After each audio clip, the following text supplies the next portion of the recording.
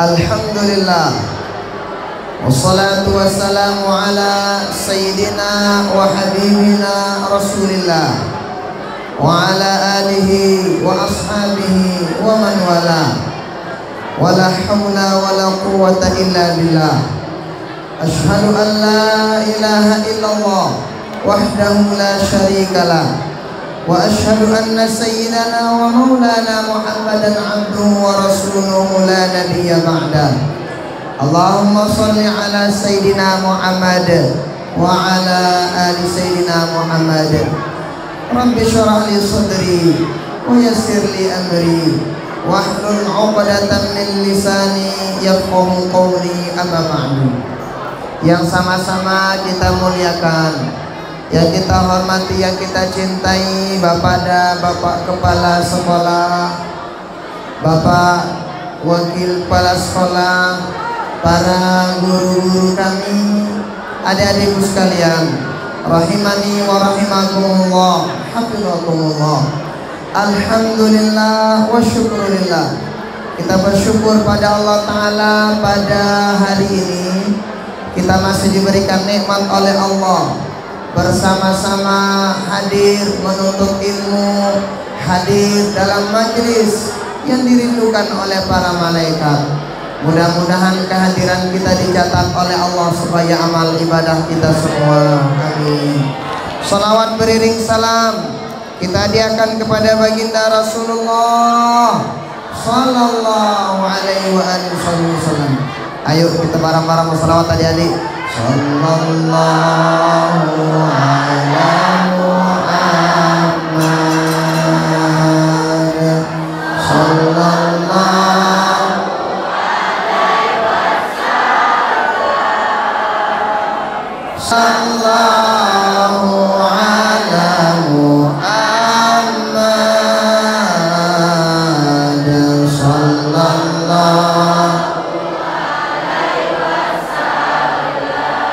ya Nabi salam alaika, ya Rasul salam alaika, ya Habib salam alaika, salawatullah. Mudah-mudahan kita semua mendapatkan syafaat beliau di dunia sampai akhirat. Amin, amin ya rabbal. Adik-adikku sekalian, yang perempuan, kenal siapa nama nabi kita? Siapa nama beliau? Siapa nama bapak beliau? Nama kakek beliau? Nama baluk beliau? Saya. Nah, makanya ada lagu kan, Nabi Putra Abdullah, Nabi kekasih Allah, manusia idolaku.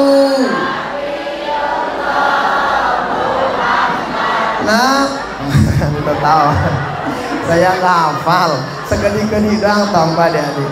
Nah, adik-adikku sekalian, nih adik-adik, kira-kira menurut Sida, nih adik-adik, saya lebih gagah, Bapak Sida atau baginda Nabi?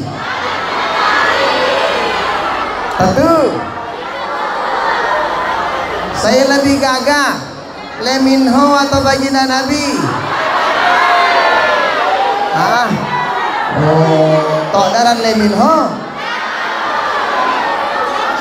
Saya juga pernah nonton Korea dulu ketika di Mesir. Nah, yang saya tonton kalau nggak khilaf arah-arahnya no, arah san-san no. Apa arahnya? Oh, kalau nggak khilaf namanya Son Joong Ki kalau nggak salah. Pasti tahu.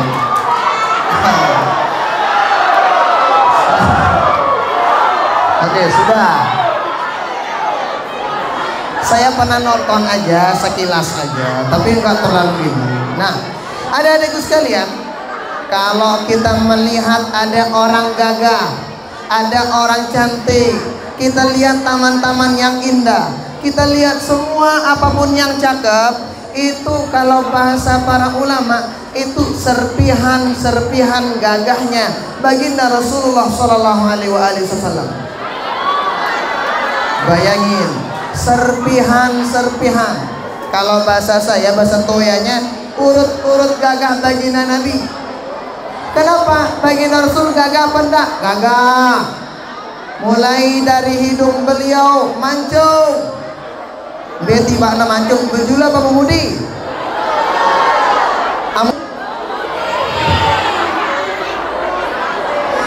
Oh, baginda Nabi itu gagah mancung hidung beliau. Muka beliau bagaimana? Gagah, bersih, putih, bercahaya. Yang memandang baginda Nabi bahagia. Yang memandang wajah baginda Rasul yang ada hutangnya hilang, rasa hutangnya hilang. Hilang idap otang lah, lalu tetap sonara aja nah. Idap doang hilang. Kenapa? Tapi baginda Rasul memberikan solusi pada sahabat. Maka dari itu sekalian saya nanya, siapa yang lebih gagah? Nabi Yusuf atau baginda Nabi Muhammad SAW?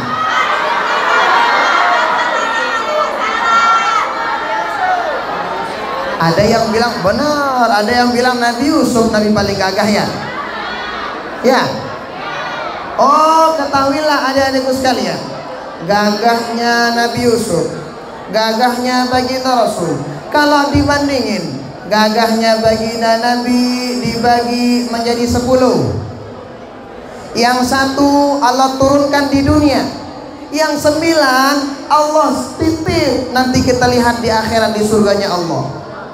Tapi ketahuilah adik-adikku sekalian, yang 1 ini dibagi sama semua makhluk. Makanya tadi kita lihat sesuatu yang keren, orang gagah dengan cincin. Kita lihat itu serpihan gagah baginda Rasul yang 1. Yang 9 itu Allah nanti berikan kita di akhirat nanti ngelihat baginda Rasul. Nabi Yusuf saking gagahnya adik-adikku sekalian, saking gagahnya Nabi Yusuf nih, Mesir pernah dilanda kekeringan. Orang Mesir lapar, kelaparan. Orang Mesir nyari air susah. Ketika itu adik-adikku sekalian, setiap kali orang Mesir kelapar, setiap kali pengen minum, maka orang-orang Mesir itu bagaimana? Memandang wajah Nabi Yusuf. Ketika dipandang wajah Nabi Yusuf, adik-adik, bau dek nambah kelor 3 bulan. Kenapa? Saking gagahnya yang namanya Nabi Yusuf. Apalagi gagahnya baginda Rasul, beda daripada yang lain. Kata para ulama adik-adikku sekalian, seandainya perserpihan cahaya muka baginda Rasul diberikan kepada rembulan, maka setiap bulan bakalan purnama terus di nagan produk-produk cahayanya. Kenapa? Karena cahaya baginda Rasulullah Sallallahu Alaihi Wasallam. Baginda Rasul itu kalau ngemegang tangan, ngemegang sahabat, tangan beliau lembut, lebih lembut daripada kain sutra. Beliau harum, lebih harum daripada minyak wangi manapun. Tangan beliau itu adem, mun bahasa temalnya, mai kalau dipegang itu enak rasanya. Tangan baginda Rasul Sallallahu Alaihi Wasallam. Adik-adikku sekalian, rahimani wa rahimakumullah, hafizakumullah. Kira-kira adik-adik ngaku cinta nggak sama Rasulullah? Cinta sudah tiba Rasulullah? Cinta nggak sama Rasulullah adik-adik? Mana bukti cinta sudah sama Rasulullah? Hah? Oh banyak. Bukti cinta itu bukan sekedar diucapin. Imam Ash-Shubli pernah ada murid-murid beliau datang. Ketika datang murid-murid beliau, ada yang bilang, nuhibbukum fillah ya Syekh. Tuan Syekh, kami cinta pelunggu karena Allah. Bagaimana cara beliau? Beliau ambil pasir, lewas dengan singanongkatna. Pergi, lari itu orang. Apa kata Imam Syubli? Nah, ini ngaku cinta, tapi kok ketika dilemparin kenapa pergi? Artinya apa? Orang banyak yang nyebut dirinya cinta sama Rasulullah, dia lempar sunnah-sunnah baginda Rasul Sallallahu Alaihi Wasallam. Banyak yang aku cinta sama Nabi, tapi dia nggak cinta sama sunnah baginda Rasulullah Sallallahu Alaihi Wasallam.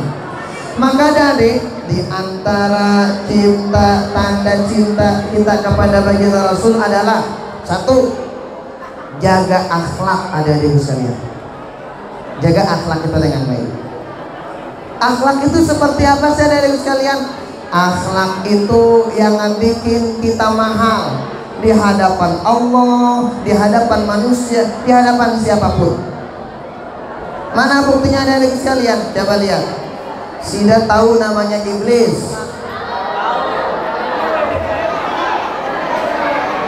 Tahu darah iblis tunjuknya batunya ya Allah, darah jawab anaknya. Tahu nggak namanya iblis?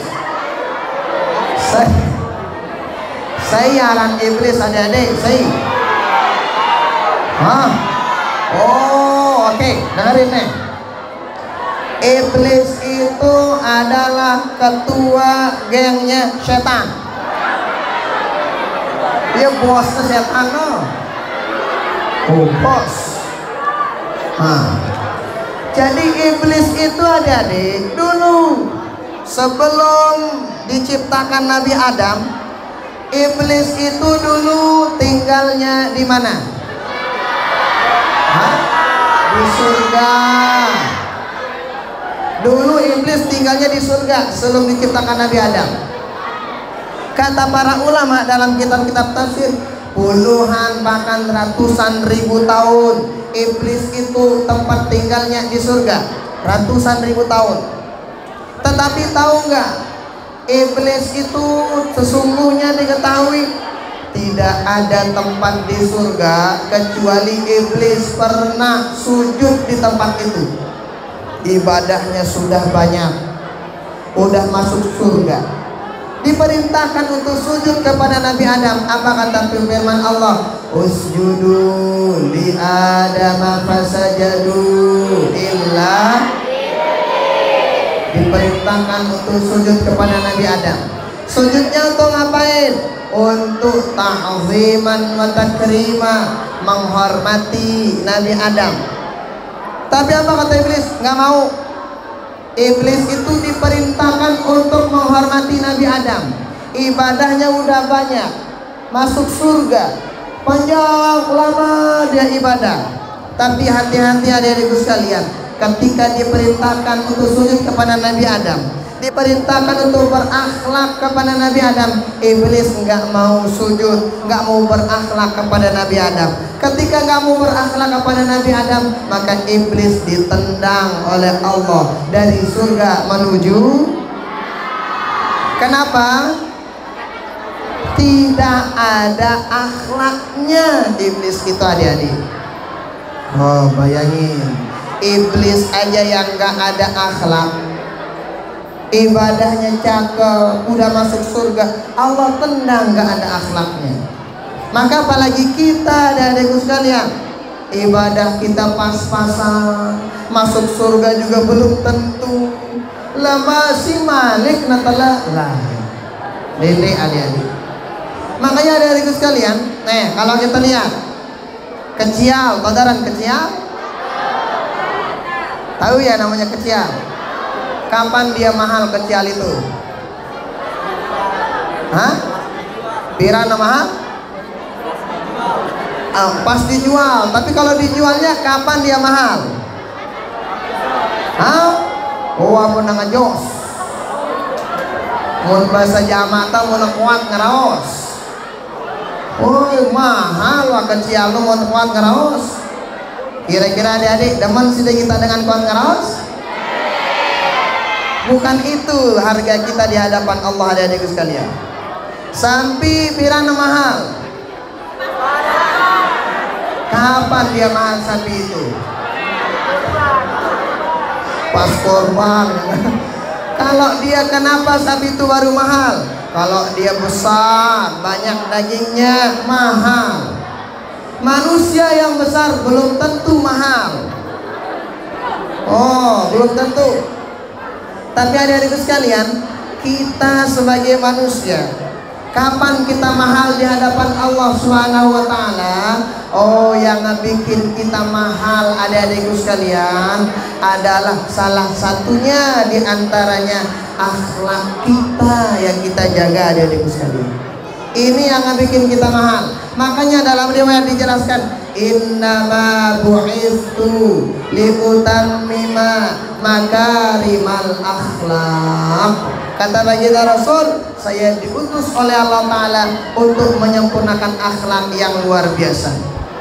Maka adik-adikku sekalian, nih adik-adik, nih dakak ndik terpinter-pinter lalu mun akhlak bagus, dikangen kita sama guru kita, didemenin kita sama teman-teman kita, dakak tampang tepas-pasan, nih teingat selalu, nih tegak-gagah lalu.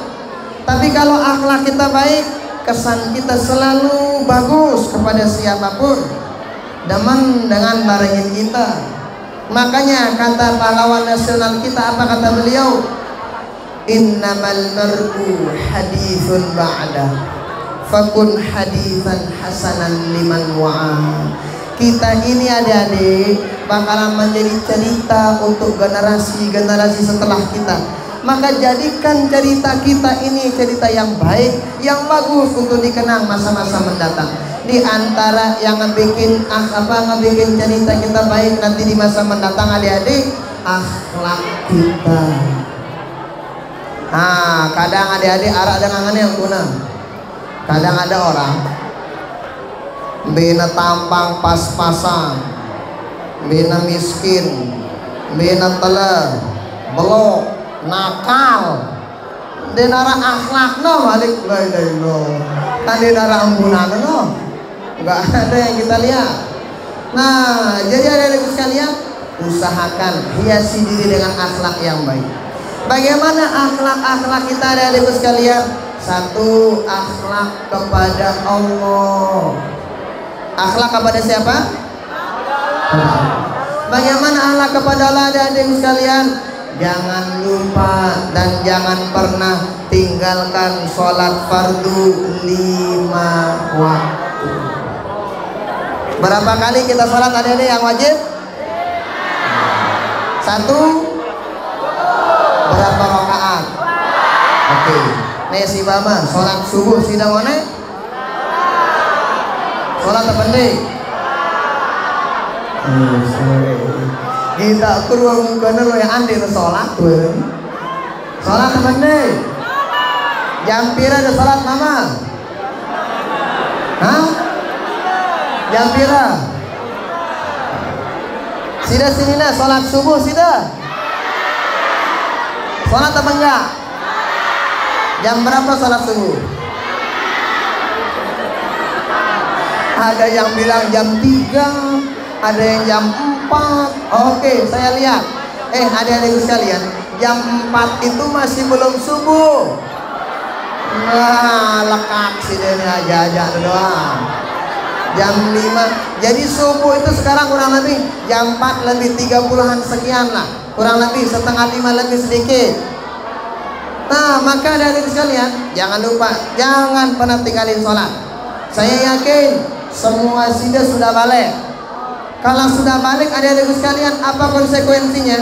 Kalau udah balik, pahala yang kita lakuin kita yang dapat, dosa yang dilakuin dia yang dapat.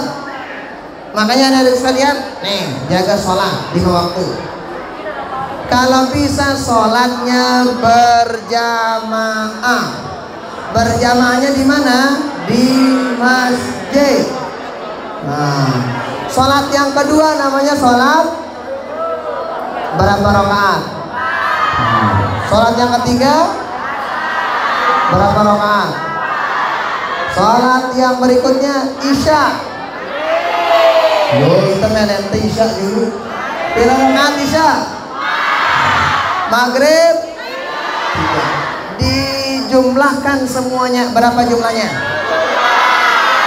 Yang 17 ini adik-adikku sekalian, jangan pernah ditinggalkan.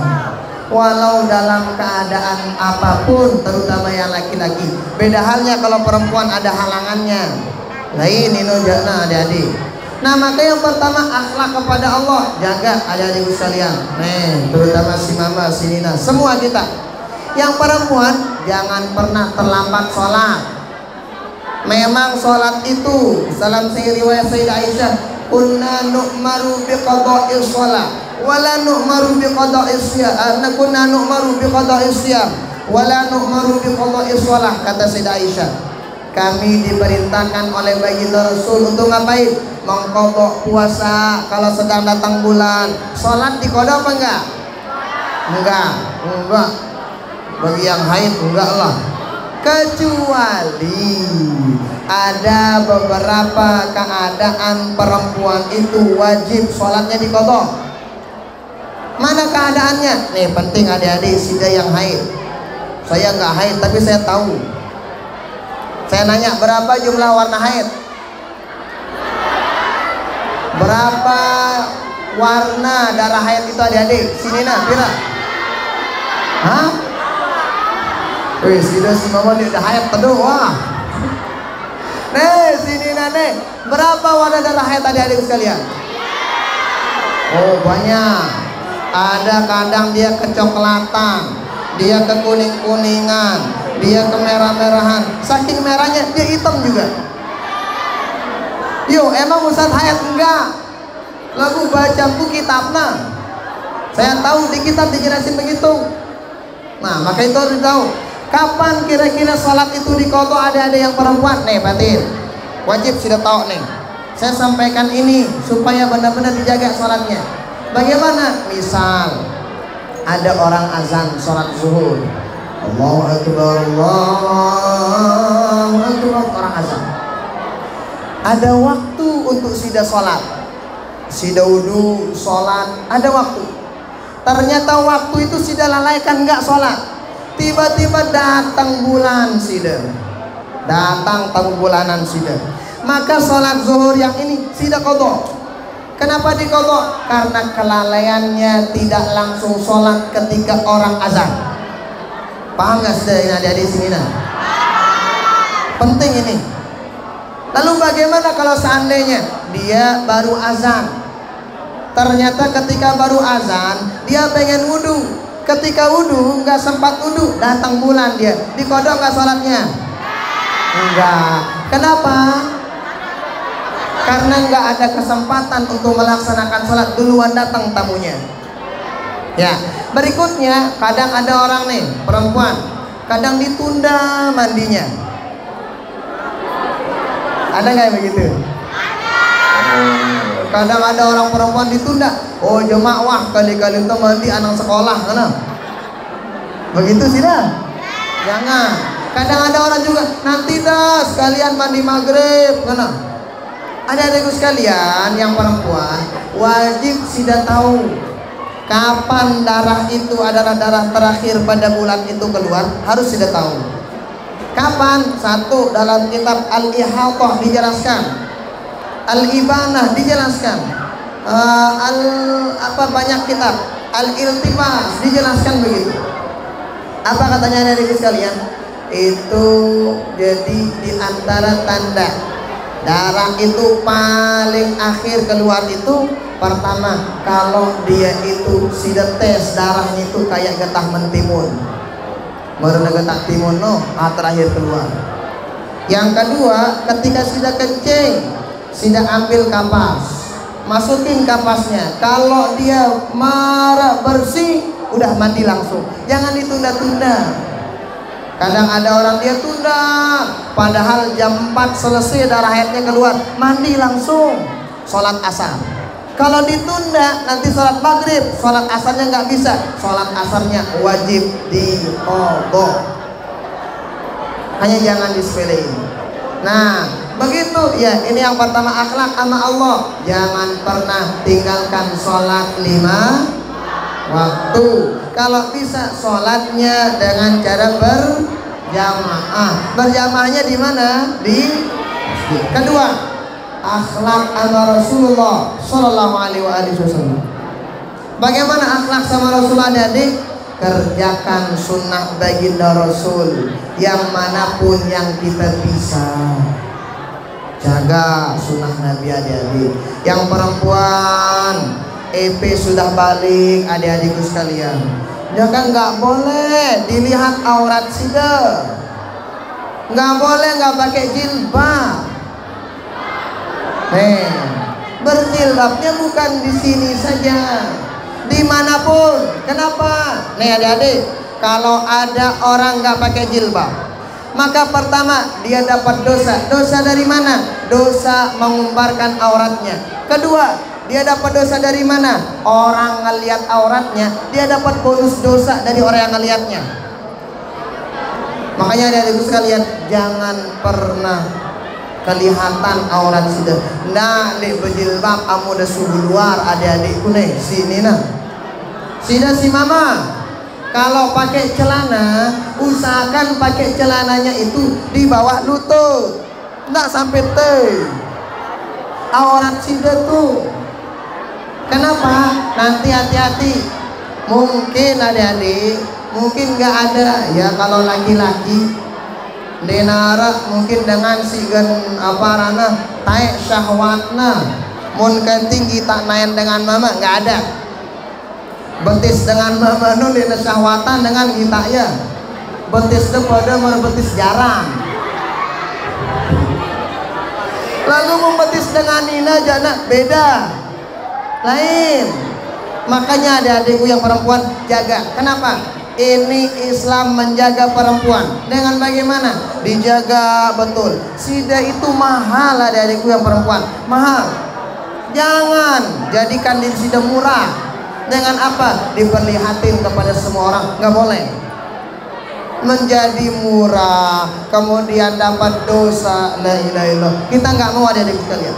Yang dapat dosa bukan sida aja, tapi orang tua sida juga dapat dosa kalau ngumbarin aurat. Makanya laki-laki kalau sida main bola, main futsal, main wah. Oh kurang main futsal lah benda. Lo gunde suku baju pak. Saya main futsal juga. Cuma sampai sini celana saya. Oh. Maka kalau main futsal boleh pakai celana sini, tapi kaosnya yang panjang supaya nggak kelihatan lutut sida sama ini. Kenapa? Itu aurat. Nanti karena adik-adikku tidak ada ceritanya malaikat itu tidur dalam mencatat amal baik, amal tidak baik seseorang. Maka jaga auratnya baik-baik. Kenapa? Itu perintah Allah, perintah Rasulullah Sallallahu Alaihi Wasallam. Dijaga baik-baik. Kemudian berikutnya, akhlak kita kepada orang tua. Nah, saya nanya tadi, ketika sida berangkat sekolah, mana yang sida dahulukan? Ngendeng kepeng atau ngendeng tangan orang tua? Kepeng. Kepeng bejulu. Kepeng bejulu dah adik-adik si mama. Tuh dia pedang orang tua mana dengan tua dong pedang. Nah, adik-adikku sekalian, akhlak sama orang tua jangan lupa. Ketika berangkat sekolah, minta izin, minta riko, minta doa sama orang tua. Dengan apa? Mencium tangan orang tua. Sida kalau cium tangan orang tua bagaimana caranya? Ada orang caranya begini. Ada orang makan begini. Ada nggak sida lihat? Saya pernah lihat orang salam orang tuanya diginiin tangan orang tuanya.